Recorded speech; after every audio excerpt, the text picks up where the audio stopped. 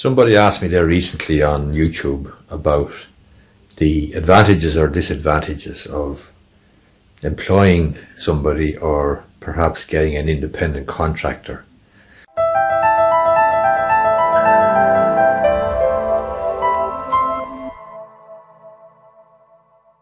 It depends on which side of the fence you are. If you're the one who is supplying the labour, supplying the grunt work, as it were, then in the normal course of events, if you're an employee, you have a huge degree of protection.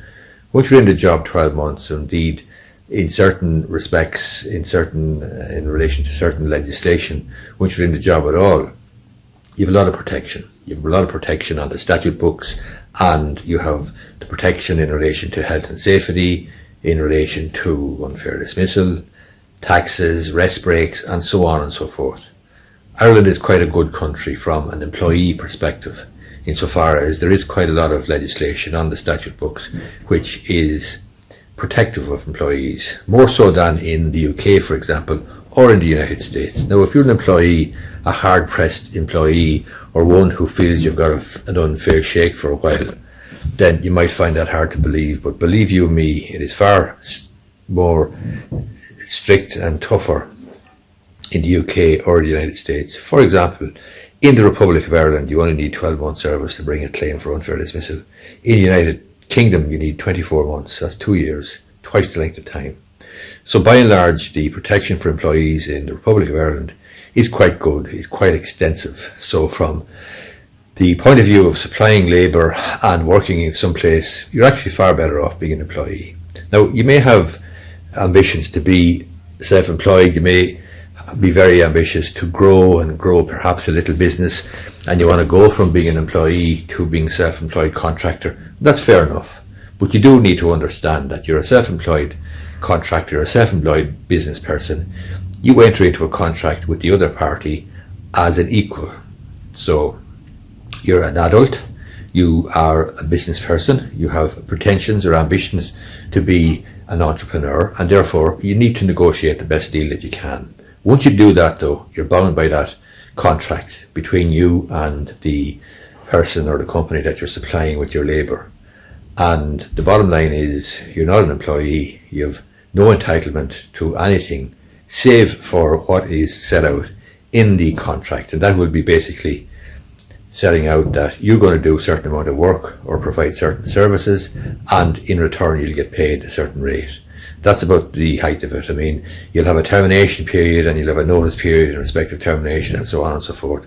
But from a pure protection point of view, if you're concerned about the future, if you're concerned about your rights, if you are not somebody who is prepared to or has any huge ambitions about growing a business or starting out on your own, then you're far better off being an employee, because it's safer and you have more protection.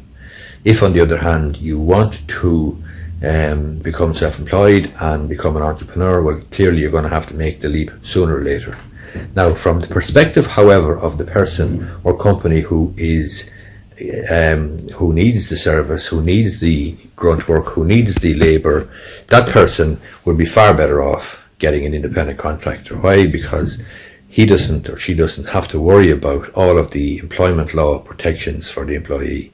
In other words, the boot is on the other foot now, and you are entering into a contract with an independent contractor who is going to provide certain services, on certain terms and conditions, and you negotiate again the best deal that you can, and that's really it. If you don't have the work, if you don't have any requirement for the work or for the labour, then you can simply say, look, I have nothing for you this week or whatever. But you don't have the ongoing obligation of day in, day out, week in, week out, paying an employee who you perhaps don't have enough work for.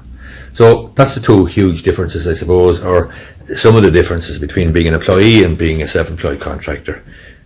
To summarise again, it depends on which side of the fence that you're on. If you are the business and you need service, you need labour, you need somebody to do a particular task for you, then the cheapest way, or not so much the cheapest way, but probably the cheapest way in the long run, is to get an independent contractor, because that way you're not obliged in relation to employment law. You don't have to give a steady stream of work, and you can pick up and drop off the independent contractor as you see fit and as the needs of your business requires. That's it. Hope you find it useful. You might give me an old thumbs up down below there if you're watching this on YouTube, and you may be interested in subscribing to my YouTube channel. I subscribe, or I create one video every week. I cover various aspects of Irish law, and I cover business and law. So hope you find it useful. As I say, if you do, give it a thumbs up down below.